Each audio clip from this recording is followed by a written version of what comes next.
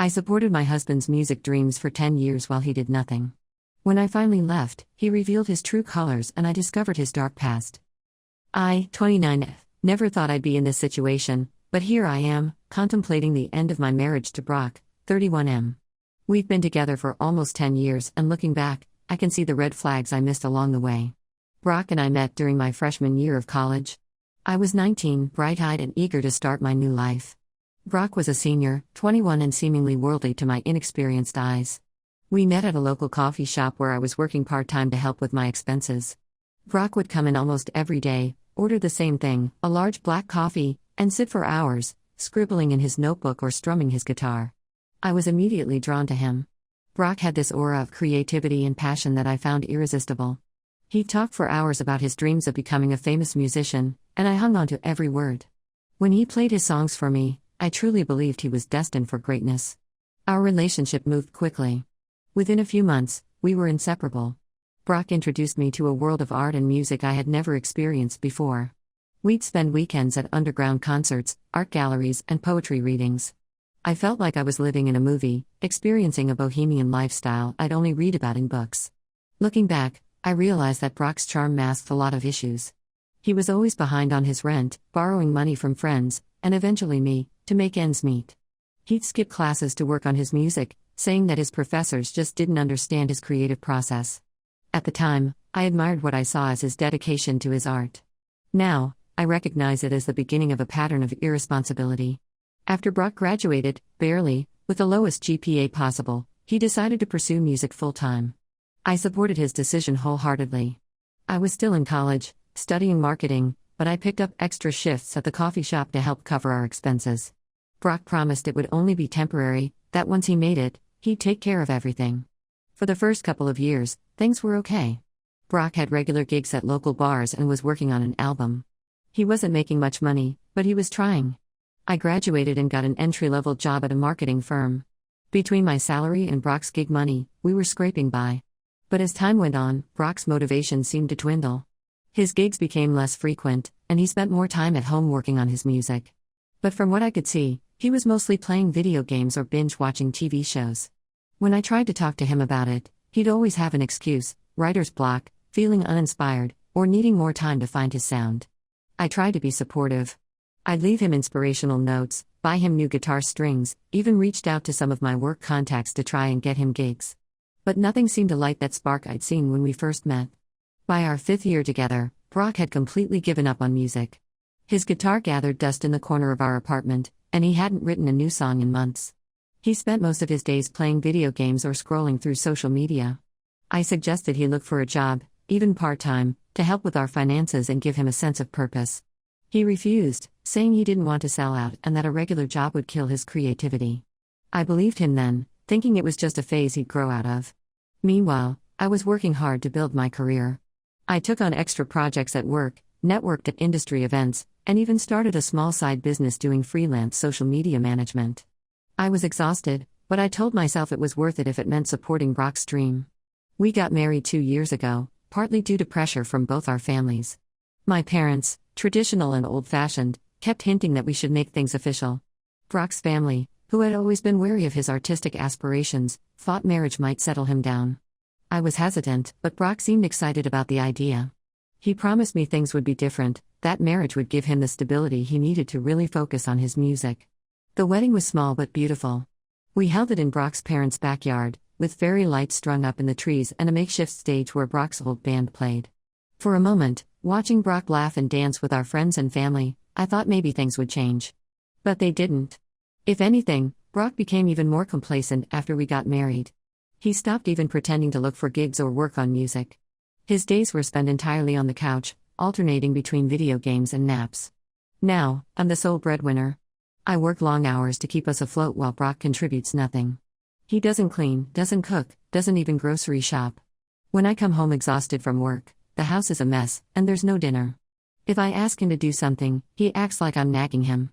I've tried talking to him countless times. I've suggested counseling, career coaching, even just volunteering to get him out of the house. He always has an excuse: he's too depressed, he's not ready, he needs more time. I've been patient for years, but I'm reaching my breaking point. Last week, I got a promotion at work. It was something I'd been working towards for months, staying late at the office, taking on challenging projects, and even enrolling in some online courses to improve my skills. When I got the news, I was ecstatic. I couldn't wait to tell Brock, hoping that maybe my success would inspire him to make some changes in his own life. I bought a bottle of champagne on my way home, planning to celebrate. But when I walked in the door, Brock was in the same spot on the couch where I'd left him that morning, still in his pajamas, empty pizza boxes scattered around him. I told him about my promotion, trying to keep the excitement in my voice. His response? He shrugged and said, "Cool, now we can afford that new gaming system I wanted." I was stunned. No congratulations, no pride in my achievement, just selfishness. That night, I couldn't sleep. I kept thinking about our life together and realized I couldn't remember the last time I was truly happy. Brock hasn't been a partner to me in years. He's more like a child I have to take care of. I find myself daydreaming about what my life could be like without Brock. I could travel, focus on my career, maybe even revisit some of my own dreams that I've put aside to support him. But then I look at him, and I see glimpses of the man I fell in love with, and I wonder if he's still in there somewhere. I don't know what to do anymore. I love Brock, or at least the person he used to be, but I can't keep living like this. I feel like I'm wasting my life waiting for him to grow up. Am I wrong for wanting more? Should I give him more time? Or is it time to walk away? Update 1, it's been a month since my last post, and a lot has happened. First, I want to thank everyone for their advice and support. Your comments really helped me see things more clearly and gave me the courage to take action. After my last post, I decided to have one final, serious talk with Brock. I spent days preparing what I wanted to say, even writing it down to make sure I didn't miss anything. On a Saturday morning, I asked Brock to sit down with me at the kitchen table, a place we rarely used anymore since Brock usually ate on the couch. I laid everything out, how unhappy I was, how his lack of effort was affecting our marriage, and how I couldn't continue living like this. I told him about the dreams I'd put aside, the friendships I'd neglected, all in the name of supporting him. I explained how tired I was of carrying the entire burden of our life together. Finally, I told him I was considering leaving if things didn't change. To my surprise, Brock broke down. It was like a dam had burst. He admitted he'd been feeling lost and worthless for years but didn't know how to talk about it. He confessed that he'd given up on his music because he was afraid of failure, and it was easier to not try than to try and fail. He talked about feeling intimidated by my success and how it made him feel even more inadequate. Brock promised to make changes and asked for one more chance. He seemed so sincere, so much like the Brock I'd fallen in love with, that I found myself agreeing. But this time, I set conditions. He had to start therapy to work on his issues. He had to look for a job, any job, not necessarily music-related. And he had to start contributing to our household chores. For the first 2 weeks, things seemed to improve. Brock started therapy and seemed to be taking it seriously. He'd tell me about his sessions, sharing insights he'd gained about himself. He cleaned the house regularly, even taking on the bathroom cleaning that he knew I hated. He updated his resume and applied for a few jobs at local music stores and instrument shops. I started to feel hopeful. I saw glimpses of the old Brock. He even picked up his guitar one evening and played a few chords. We had real conversations again, not just me talking at him while he stared at his phone. For the first time in years, I felt like maybe we could turn things around. But then, last week, everything fell apart. I had a half day at work due to some office renovations, and I decided to surprise Brock with lunch.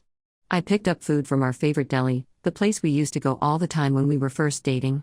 I was excited to spend some quality time together and celebrate the small progress we'd made. As I approached our apartment, I heard loud music and laughter. I thought maybe Brock had finally reconnected with some of his old musician friends, something I'd been encouraging him to do.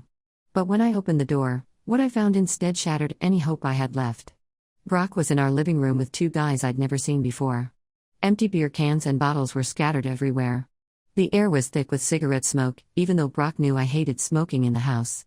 They were playing video games on a brand new system, one I certainly hadn't agreed to buy. When Brock saw me, he just grinned sloppily and said, "Hey babe, want to join us?"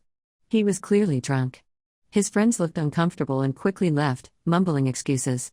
I was furious. I asked Brock about his job applications, and he admitted he hadn't actually sent any. He just pretended to make me happy. When I asked about therapy, he said he'd canceled his appointments after the first session because he didn't like the therapist. The new gaming system, it turned out, he'd bought with my credit card. He'd found it in my dresser drawer and decided to treat himself. When I confronted him about the betrayal of trust, he shrugged it off, saying, "We're married. What's yours is mine, right?" We had a huge argument.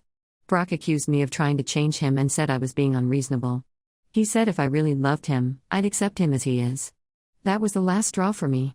I realized that the glimpses of change I'd seen were just another performance, Brock telling me what I wanted to hear to keep me around. I packed a bag and left that night. I'm staying with my sister now, trying to figure out my next steps. Sarah, my sister, has been incredibly supportive. She admitted that she and our parents had been worried about me for years but didn't know how to bring it up. I've contacted a lawyer to discuss divorce proceedings. It's heartbreaking, but I realize now that Brock isn't going to change, and I can't waste any more of my life waiting for him to grow up. I feel a mix of sadness, relief, and anger. Part of me still loves Brock, or at least the person I thought he was. But I know I deserve better than this. I deserve a partner, not a dependent.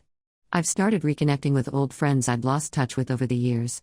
It's been eye-opening to hear their perspectives on my relationship with Brock. Many of them said they'd been concerned but didn't know how to tell me. I'm also rediscovering parts of myself I'd forgotten. I've started painting again, something I used to love but gave up because Brock always needed the space for his music studio.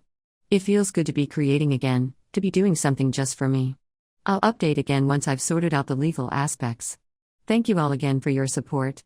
It's been a tough journey, but I'm hopeful for the future. Update 2. It's been 3 months since my last update, and things have been complicated. The divorce proceedings are underway, but it's been a roller coaster of emotions. After I left, I found an affordable studio apartment across town. It's small, but it's mine, and for the first time in years, I feel like I have a space that truly reflects me. I filled it with my paintings, plants, and books, all the things I love but that always seem to get lost in the clutter of my life with Brock. At first, Brock seemed to accept the divorce. When I went back to our old apartment to collect my things, he was surprisingly cooperative. He didn't contest anything and agreed to sell our apartment and split the assets fairly. He even helped me pack, reminiscing about the stories behind some of our shared possessions. For a moment, it felt like I was saying goodbye to the Brock I had fallen in love with all those years ago. I thought maybe, for once, he was taking responsibility and making things easier. I allowed myself to hope that we could have an amicable divorce and maybe even remain friendly. But then, about a month ago, Brock started reaching out constantly. It started with a text here and there, asking how I was doing or commenting on something that reminded him of me. Then it escalated to late-night phone calls, sometimes when he was clearly drunk, begging for another chance. He'd send long emails about how he's changed, how he's finally realized what he's lost. He even got a job at a local music store and started going to therapy again. He talked about how he was reconnecting with his passion for music, how he was writing songs again, songs about me, about us, about his regrets. I'll admit, part of me wanted to believe him. The Brock I fell in love with seemed to be resurfacing, and it was hard to ignore. His words brought back memories of our early days, the passion, the dreams, the feeling that we could conquer the world together. But I kept reminding myself of all the broken promises, all the years of disappointment. I tried to maintain boundaries, to keep our conversations focused on the practical aspects of our separation. But Brock was persistent. He'd show up at my workplace with lunch, claiming he was just in the neighborhood. He sent flowers to my new apartment, even though I hadn't given him the address. Things took an unexpected turn last week. I was at a work event, a networking mixer for marketing professionals in the area. I was actually enjoying myself, talking about projects and ideas without feeling guilty about leaving Brock at home. That's when I ran into Mark, 34M, Brock's older brother. Mark and I had always gotten along well, but we weren't particularly close. He was surprised to see me there, and even more surprised to learn about the divorce. Apparently, Brock hadn't told his family yet. Mark asked how I was doing, and before I knew it, I was pouring my heart out to him. Mark listened patiently, nodding in understanding. Then he shared something that shocked me. Apparently, this wasn't the first time Brock had done this. Before he met me, Brock had been in a long-term relationship with a girl named Sarah. They'd been together for 3 years, all through Brock's college years. Mark told me that Brock had treated Sarah the same way he treated me, living off her, making promises to change, but never following through. Sarah had supported Brock's music dreams, working multiple jobs to keep them afloat while Brock focused on his art. Sound familiar? Sarah had eventually left him, just like I did. I was stunned. Brock had always told me that Sarah was the one who couldn't commit, that she'd left him because she wasn't ready for a serious relationship. He'd painted himself as the heartbroken victim. Hearing the truth made me realize just how much Brock had manipulated me over the years. Mark apologized for not telling me sooner. He said he'd hoped Brock had changed and didn't want to interfere in our relationship. He also revealed that their parents had enabled Brock's behavior for years, always making excuses for him and bailing him out of trouble. This information has solidified my decision to go through with the divorce. I feel angry that I was deceived for so long, but also relieved that I'm making the right choice. I've blocked Brock's number and asked my lawyer to handle all communication going forward. I'm focusing on healing and moving forward now. I've started taking an art class in the evenings, something I've always wanted to do but never had time for when I was taking care of Brock. It feels good to be doing something just for me. The divorce should be finalized in a couple of months. I'll update one last time when it's all over. Thank you all for your continued support through this difficult time. Update 3. It's been 6 months since my last update, and I'm happy to say that the divorce is finally finalized. The last few months have been challenging, but I'm in a much better place now. Brock didn't make the divorce easy towards the end. Despite his initial cooperation, he contested the division of assets, claiming he was entitled to half of my savings because he was my husband, even though he never contributed financially. He argued that his emotional support during my career growth entitled him to a share of my earnings. Thankfully, my lawyer was excellent and made sure I was protected. In the end, Brock got nothing more than what was fair, his personal belongings and a small settlement to help him transition to independent living. The most difficult part was dealing with some of our mutual friends and family. Brock had spun a story about how I'd abandoned him when he was struggling, painting himself as the victim of a cold, career-obsessed wife. Some people actually believed him. It hurt to realize that people I thought were friends could so easily turn on me without hearing my side of the story. But this challenging time also showed me who my true friends were, the ones who stood by me and saw through Brock's lies. My best friend from college, Emily, was particularly supportive. She confessed that she'd always had reservations about Brock but didn't want to interfere in our relationship. Emily has been my rock through this whole process, offering a listening ear and a shoulder to cry on when things got tough. I've had to cut ties with Brock's family, including Mark. Even though he had been honest with me about Brock's past, he still pressured me to give Brock another chance. He argued that Brock was really changing this time and that I should consider couples therapy. It was hard, but I realized I needed a clean break from anything related to my past with Brock to truly move forward. On a brighter note, I've been thriving in my career. The promotion I got before leaving Brock has opened up even more opportunities for me. I'm now leading my own team and working on exciting projects that challenge and fulfill me. Without the constant drain of worrying about Brock and managing our household alone, I've found I have so much more energy to devote to my work and personal growth. The art classes I mentioned in my last update have become a real passion. I've made new friends there, people who share my interests and enthusiasm for life. I've even sold a few of my paintings at a local art fair. It's not about the money, but the feeling of creating something beautiful and having others appreciate it is incredible. I've started dating again, casually. I'm not ready for anything serious yet, but it's nice to be reminded that there are good men out there. I've been on a few pleasant dates, nothing spectacular, but normal, nice interactions with men who have jobs and goals and can carry on an interesting conversation. It's refreshing and helps me remember what I deserve in a partner. I'm taking things slow and focusing on myself, which feels right for now. I'm rediscovering old hobbies and exploring new ones. I've joined a hiking group and have been enjoying weekend trips exploring the beautiful trails in our area. It's a far cry from my weekends with Brock, which usually involved me trying to coax him off the couch while he complained about being bored. Looking back, I can't believe I stayed with Brock for so long. But I try not to regret it. That experience taught me so much about what I want and deserve in a relationship. I learned the hard way that love isn't enough. A partnership requires mutual respect, shared responsibility, and aligned goals. I'm stronger now, more confident, and excited about my future. For the first time in years, I feel like I'm living my life for me, not in service of someone else's unfulfilled potential. To anyone out there in a similar situation, wondering if they should stay or go, choose yourself.